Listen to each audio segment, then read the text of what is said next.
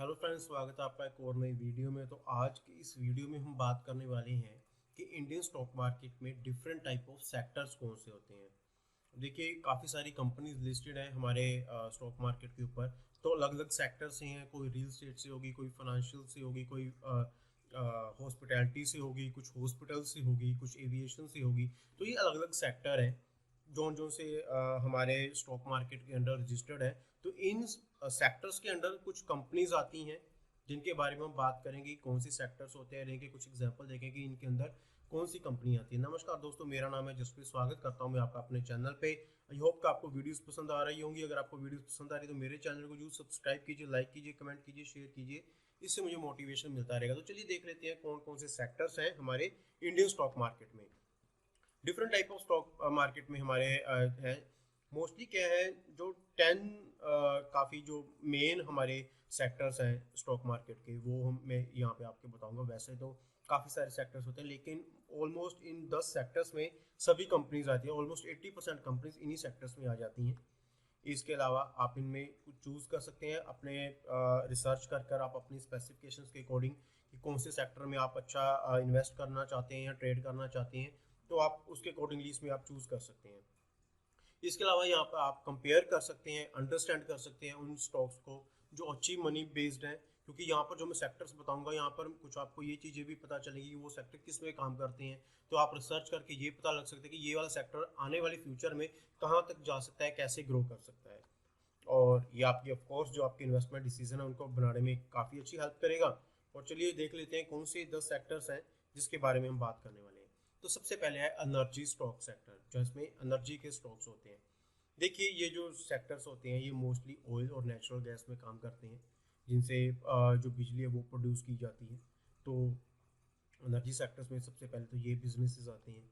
इसके अलावा जो ऑयल एंड गैस एक्सप्लोरेशंस होते हैं, प्रोडक्शंस कंपनियां करती हैं, या कंज्यूमरेबल फ्यूल्स या कोल्स होते हैं, एथानॉल्स, जिसके बारे में मैंने आपको एक वीडियो बनाई थी पहले। तो ये कुछ प्रोडक्ट्स होते हैं जो एनर्जी सेक्टर में आते हैं, क्योंकि एथानॉल से पेट्रोल है, पेट्रोल एक एनर्जी है, फ्यूल्स है, और इसके अलावा गैस है, ऑयल है। ये सभी एक ऐसे सेक्टर में है जो एनर्जी सेक्टर में आते हैं। तो आप इनकी डिफरेंट टाइप ऑफ कंपनीज में इन्वेस्ट कर सकते हैं। अब देखिए, ये मोस्टली इक्विपमेंट्स में डील करते हैं, मटेरियल्स बनाते हैं, सर्विसेज देते हैं, अपनी गैस प्रोडक्शन करते हैं। ये सभी चीज़ें जो है एनर्जी सेक्टर्स में आती हैं। इसके अलावा रिन्यूएबल कंपनी लाइक जो सोलर सिस्टम के ऊपर चलती हैं, जो सोलर सिस्टम का कारोबार करती हैं, तो वो जो स्टॉक्स हैं वो भी कंपनीज भी इन्हीं सेक्टर्स में आती हैं। कई बार ऐसे होता है कि इनको एक अलग या यूटिलिटी, जिसको हम बिजली कहते हैं, तो यूटिलिटी में भी कई बार इन स्टॉक को कंसिडर किया जाता है। तो आप इसको वैसे एनर्जी सेक्टर में कंसिडर करके आप इसमें रिन्यूएबल इंडस्ट्री के स्टॉक्स देख सकते हैं। Gas, natural gas, oil, ethanol, fuels, इन सभी के हैं जो आप एनर्जी जो सेक्टर है उसमें आप स्टॉक्स देख सकते हैं। एग्जाम्पल के तौर पर अदानी रिन्यूएबल्स जो सोलर के ऊपर काम करते हैं, सोलर ग्रिड करते हैं, सोलर पंप्स लगाते हैं, सोलर पावर प्लांट्स लगाते हैं। एनटीसीपी है जो एक, या टाटा पावर है, ये सभी एक बिजली प्रोवाइड करवाते हैं, एनर्जी सेक्टर से हैं। तो आप इनमें इन्वेस्टमेंट कर सकते हैं। इसके अलावा बहुत सारी कंपनीज हैं, तो आप इसके ऊपर सर्च कर सकते हैं। इसके अलावा बात करें बेसिक मटेरियल स्टॉक है, तो जो रॉ मटेरियल एक तरह से बनाते हैं, ये क्या करते हैं, ये कंपनीज हैं, कुछ वेरियस गुड्स को बनाती हैं जो आगे मैन्युफैक्चरिंग या अदर एप्लीकेशन के लिए काम आती हैं। अब देखिए, जब आपको मैन्युफैक्चर करना है तो उससे पहले भी तो आपको कुछ रॉ मटेरियल चाहिए, तो ये वो वाली चीज़ें बनाती हैं। अब देखिए, केमिकल्स बनाती हैं, कंस्ट्रक्शन मटेरियल बनाती हैं, पैकेजिंग बनाती है, कंटेनर्स होते हैं, अलग अलग सेक्टर्स के काम होते हैं, माइनिंग स्टॉक्स हैं, पेपर मेकिंग है। तो देखिए, कोई भी चीज़ आपको बनानी, पेपर बनानी, तो उससे पहले भी आपको रॉ मटेरियल चाहिए। केमिकल्स, अब केमिकल्स काफ़ी जगह यूज़ होते हैं, आपके एग्रीकल्चर में यूज़ होते हैं, इसके अलावा काफ़ी जगह यूज़ हो रहे हैं। तो आपको पहले रॉ मटेरियल बनाना पड़ेगा। तो ये जो कंपनियाँ ये रॉ मटेरियल को तैयार करती हैं, और उसके बाद इनका जो मटेरियल ये आगे कंपनीज को दिए जाते हैं। ये बिजनेस टू बिजनेस काम करती हैं, ये डायरेक्ट कंज्यूमर के साथ में काम नहीं करती। अब देखिए, जैसे सिंपल सी बात है, अगर किसी कंपनी को कोई प्लास्टिक बनानी है, या प्लास्टिक का मान लीजिए मग बनाना है, तो सबसे पहले उसको रॉ मटेरियल चाहिए, उसके प्लास्टिक के दाने चाहिए।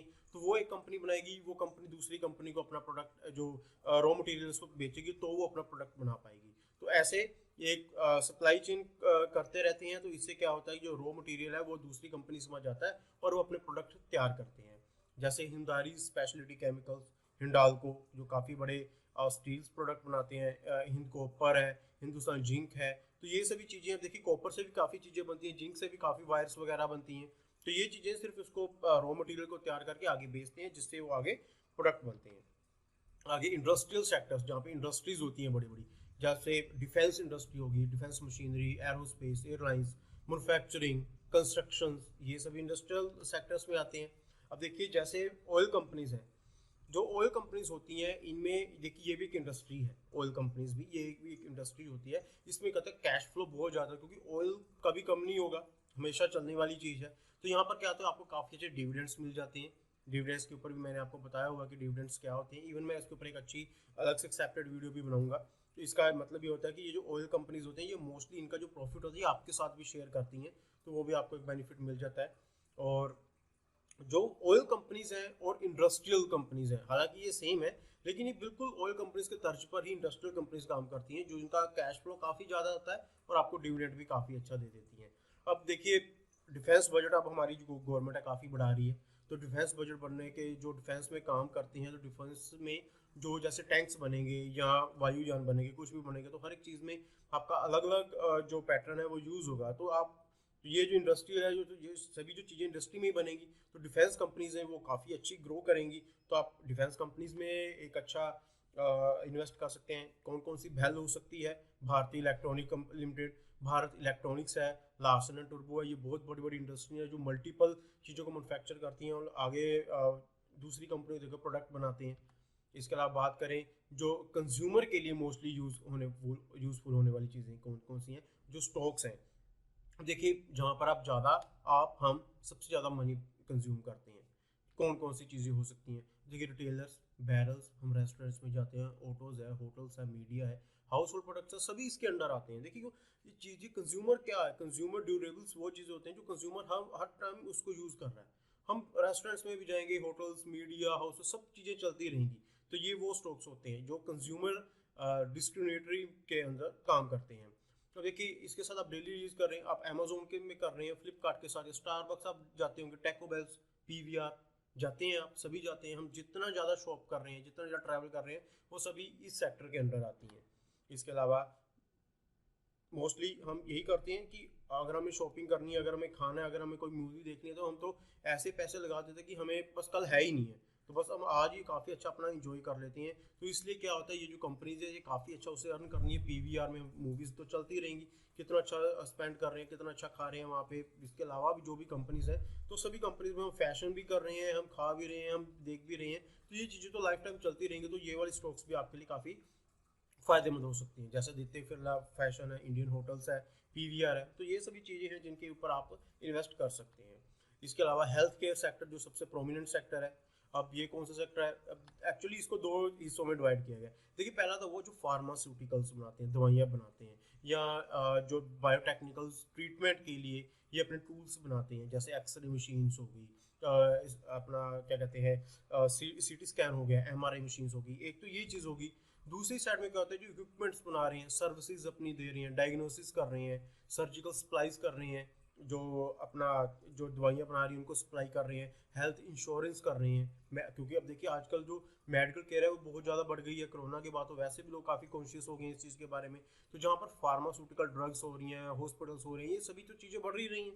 बीमारियाँ ख़त्म नहीं होने वाली, बीमारियाँ चलती रहेंगी, हॉस्पिटल बनते रहेंगे, दवाइयाँ चलती रहेंगी। तो ये भी काफ़ी अच्छा सेफ सेक्टर है। अपोलो हॉस्पिटल्स बहुत बड़ी चैन है, फोर्टिस बहुत बड़ी चैन है, सिप्ला काफ़ी मशहूर है अपना फार्मास्यूटिकल सेक्टर की दवाइयों के लिए, सन फार्मा बहुत बड़ी कंपनी है। तो आप ऐसे कुछ स्टॉक्स में देखकर एनालाइज करके आप इनमें एक अच्छा जो इन्वेस्टमेंट है वो कर सकते हैं। इसके अलावा फाइनेंशियल सेक्टर्स, बैंक्स या बहुत बड़े बड़े फाइनेंशियल सेक्टर्स और काफ़ी चीज़ें होती हैं, मोस्टली तो बैंक के अंडर ही आती हैं, क्योंकि सबसे बड़ा बैंक है जो आपको पैसे दे रहा है, उसके बदले आपसे इंटरेस्ट ले रहा है, आपको कोई भी सर्विस ले रहा है आपसे पैसे ले रहा है, एटीएम तक के आपसे पैसे ले रहा है, आप अगर मंथली पैसे को मेंटेन नहीं करते तो भी आपसे चार्जेस ले रहा है, तो बैंक तो अच्छा चल ही रहा है। तो ये काफ़ी अच्छी इंडस्ट्री ग्रो कर रही है।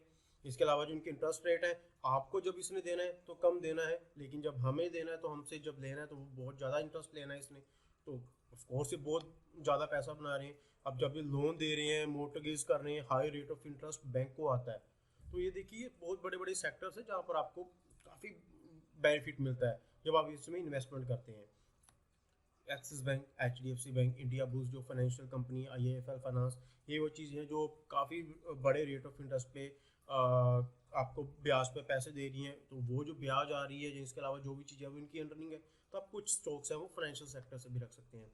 इंफॉर्मेशन टेक्नोलॉजी जो कि दुनिया भर में चलती रहेगी, इंटरनेट, सॉफ्टवेयर, सेमीकंडक्टर कंपनीज, ये चलती रहेंगी। जो कंपनीज टेक्नोलॉजी में डील कर रही हैं, सॉफ्टवेयर्स में डील कर रही हैं, सर्विसेज प्रोवाइड कर रही हैं, टेक्निकल सॉल्यूशंस दे रही हैं।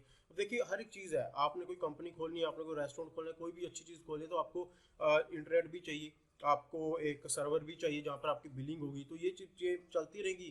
तो इंफॉर्मेशन टेक्नोलॉजी सेक्टर के अंदर ये स्टॉक्स आते रहेंगे। अच्छा, इक्विपमेंट्स बनाने, कंपोनेंट्स, हार्डवेयर भी इंक्लूड होती हैं इसमें। अब कोई, जैसे हम कंप्यूटर है तो कंप्यूटर में तरह तरह के चिपसेट्स होते हैं, यूएसबी जो स्लॉट्स होते हैं वो होते हैं, काफ़ी चीज़ होते हैं, तो ये सभी इंफॉर्मेशन टेक्नोलॉजी के अंडर आती हैं। इन्फोसिस बहुत बड़ा नाम है, विप्रो टेक्निकल जो टेक्नोलॉजी के रिलेटेड कंपनी है, टीसीएस है, कोफोर्ज एक्सेट्रा, ये सभी चीज़ें हैं, सभी कंपनीज जो टेक्नोलॉजी में काम करती हैं, हार्डवेयर सॉफ्टवेयर सभी में काम करती हैं, एंड टू एंड क्रिप्शन में काम करती हैं। तो आप इनमें इवन स्पेशली इंटेलिजेंस जो आर्टिफिशियल इंटेलिजेंस इसके ऊपर काम हो रहा है, तो इनके ऊपर भी आपको कुछ इन्वेस्टमेंट कर लेनी चाहिए। कम्युनिकेशन सेक्टर सिंपल, जो कि बहुत बड़ा हमारे हर एक चीज़ में, जबकि कम्युनिकेशन सेक्टर का ही सबसे बड़ा हाथ है। अब देखिए वायरलेस टेलीकॉम प्रोवाइडर्स जो ओल्ड फैशन लैंडलाइन सर्विसेज है, वो सभी इसके अंडर ही आ रही हैं। अब हमें, अगर हमारे पास इंटरनेट नहीं है, हमारा मोबाइल में सिग्नल्स नहीं है, तो हम कैसे किसी के साथ बात कर सकते हैं? तो कम्युनिकेशन सेक्टर भी एक अच्छा सेक्टर है। अब मीडिया एंटरटेनमेंट कंपनीज है, टेलीविज़न है, रेडियो है, तो इन्होंने रेडिएशन के ऊपर ही काम करना है, ठीक है ना। कम मीडिया के ऊपर लाइव आना है, कुछ करना है, कम्युनिकेशन, हर एक चीज़ के लिए कम्युनिकेशन जरूरी है। कम्युनिकेशन के लिए एक टावर जरूरी है, टावर के लिए कंपनी जरूरी है, तो वो कंपनीज में हम इन्वेस्ट कर सकते हैं। MTNL, राउट मोबाइल, एयरटेल, आइडिया, ये कुछ ऐसी कंपनीज है जो कम्युनिकेशन है, यानी कि जिनके सिम कार्ड मिल रहे हैं, जिनका इंटरनेट प्रोवाइड करवा रहे हैं आपको, तो कम्युनिकेशन इनके थ्रू हो रहा है। अब हर एक चीज़ ही इंटरनेट के ऊपर डिपेंड है, तो आप कुछ ऐसे स्टॉक्स में भी इन्वेस्ट कर सकते हैं। Last but not least, real estate stocks. देखिए मॉल्स, ऑफिसेस, कम्युनिटीज़, ये सभी जो होती हैं वो रियल एस्टेट के अंडर आती हैं। कंपनी क्या करती हैं, अपना ये सस्ते में बनाकर महंगे में बेच रही हैं। बहुत बड़ी बड़ी कंपनीज हैं जो एक पूरी पूरी सिटी बना रही हैं, बहुत बड़े बड़े मॉल बन रहे हैं, तो वो बनाते हैं और उनको आगे बेच देते हैं, तो इनके ऊपर काफ़ी बहुत बढ़िया इनके पास इन्वेस्टमेंट आ रही है। अब देखिए जो इनका एटलीस्ट 90% ऑफ जो टैक्सेबल होता है वो अपने डिविडेंड को दे देते हैं।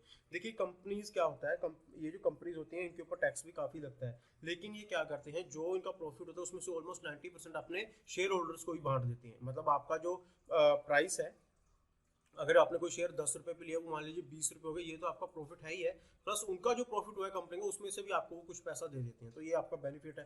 रियल एस्टेट में सबसे ज़्यादा डिविडेंड इन स्टेट में, इस सेक्टर में दिया जाता है। लॉन्ग टर्म के लिए आप इसको अच्छे से होल्ड कीजिए, डिविडेंड भी आपको 3 मंथ्स के बाद मिलता रहेगा और आपकी अच्छी इनकम भी होती रहेगी, तो ये भी काफ़ी अच्छा एक एस्पेक्ट है स्टॉक मार्केट का। और एग्जाम्पल के लिए ओबरॉय रियल्टी बहुत बड़ा ग्रुप है, DLF के बारे में आपने सुना होगा, गोदरेज प्रॉपर्टी, तो इन सभी सेक्टर्स में आप इन्वेस्ट कर सकते हैं। तो आई होप कि आपको ये वीडियो पसंद आई होगी। अगर आपको ये वीडियो पसंद आई है तो आप मेरे चैनल को जरूर सब्सक्राइब कीजिए। आने वाली वीडियोस में मैं आपके लिए और भी अच्छी वीडियोस लेकर आता रहूँगा, और आपका जो सब्सक्राइब है, आपकी जो व्यूज़ है, वो मेरे को मोटिवेट करते रहेंगे आपके लिए और भी अच्छी वीडियोज़ लेकर आते रहने के लिए। तो चलिए दोस्तों, मिलते हैं हम अगली वीडियो में।